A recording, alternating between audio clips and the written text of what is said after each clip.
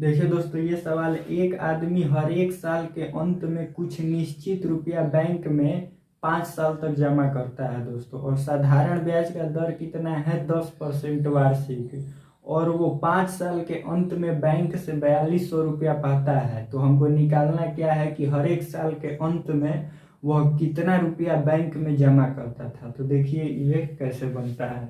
देखिए दोस्तों, पहले साल के अंत में,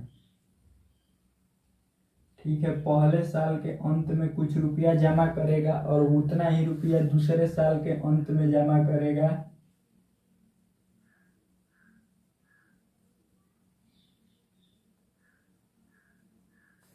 फिर तीसरे साल के अंत में,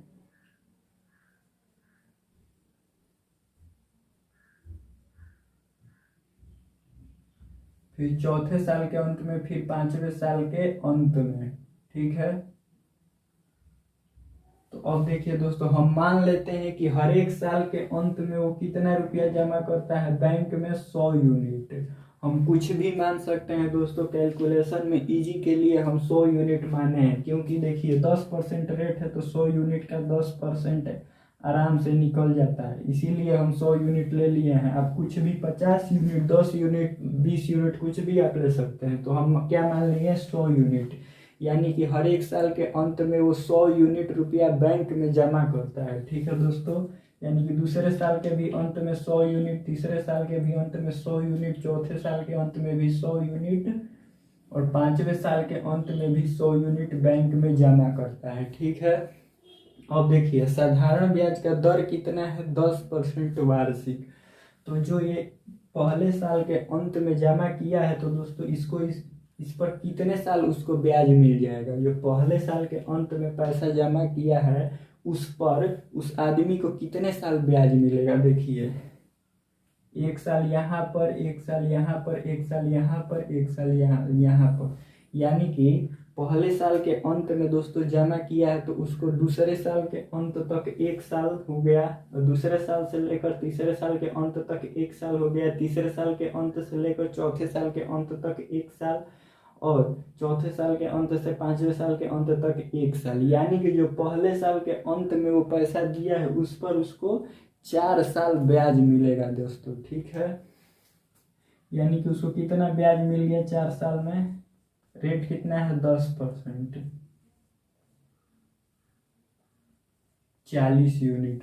ठीक है दोस्तों, यानी कि जो पहले साल 100 यूनिट जमा किया है उस पर उसको 40 यूनिट ब्याज मिल जाएगा। ठीक है, और जो दूसरे साल के अंत में दोस्तों 100 यूनिट जमा किया है उस पर उसको कितने साल ब्याज मिलेगा? 3 साल, 1 साल यहाँ पर, 1 साल यहाँ पर, 1 साल यहाँ पर, 3 साल ब्याज मिलेगा। यानी कि 100 यूनिट का 3 साल के लिए 10% से कितना हो जाएगा दोस्तों? 30 यूनिट।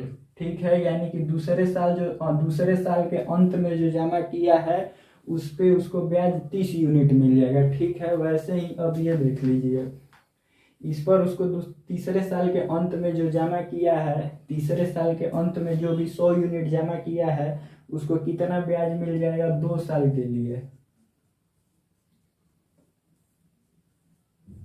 यानी कि 20 यूनिट। ठीक है दोस्तों, अब देखिए, और जो चौथे साल के अंत में 100 यूनिट जमा किया है उससे उसको 1 साल का ही ब्याज मिलेगा दोस्तों 5 साल के अंत में। तो वो रुपया वो बैंक से ले ही ले रहा है। ठीक है, यानी कि यहाँ पर क्या होगा?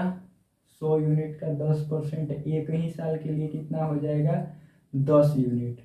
ठीक है दोस्तों, और इस पर क्या होगा? इस पर ब्याज नहीं बनेगा। क्यों? क्योंकि 5 साल के अंत में जमा किया है 100 यूनिट और 5 साल के अंत में ही वो बैंक से 4200 रुपया ले लिया है। ठीक है, यानी कि इस पर तो ब्याज बनने का समय ही नहीं मिला। ठीक है दोस्तों, अब देखिए टोटली ब्याज वो कितना कमा लिया। टोटली उसने ब्याज कितना कमा लिया? 40 यूनिट, 30 यूनिट, 20 यूनिट, 10 यूनिट, यानी कि कितना हो गया? 100 यूनिट। ये कितना हो गया? 40, 30, 70, 20, 90, 10, 100 यूनिट, यानी कि तो 100 यूनिट उसने ब्याज कमा लिया। ठीक है, और उसका मूलधन कितना था? उसका मूलधन यानी कि वो बैंक में जमा कितना कर दिया था अपना पैसा? 100 unit, 100 unit, 100 unit, 100 unit, 100 unit, यानी कि 500 यूनिट तो उसने बैंक में अपना ही पैसा जमा कर दिया है और 100 यूनिट तो उसको ब्याज मिल गया है। ठीक है, यानी कि उसको 5 साल के बाद कितना मिल जाएगा, 600 यूनिट। ठीक है, और 600 यूनिट बराबर दिया है क्वेश्चन में कितना है, 4200 के, क्योंकि 600 यूनिट उसको मिल जाएगा 5 साल बाद और 5 साल बाद उसको मिला कितना है, 4200। ठीक, एक यूनिट बराबर कितना हो जाएगा, 7। ठीक है, तो 100 यूनिट बराबर 700। ठीक है दोस्तों, यानी कि 100 यूनिट बराबर 700, यानी कि हर एक साल के अंत में वो 700 रुपया बैंक में जमा करता था। ठीक है, यही हमारा आंसर है, 700 रुपया। इसमें आपको कहीं भी कुछ दिक्कत तो कमेंट जरूर कीजिएगा और चैनल पर नया है तो सब्सक्राइब जरूर कीजिएगा और बेल आइकन जरूर दबा लीजिएगा। धन्यवाद दोस्तों।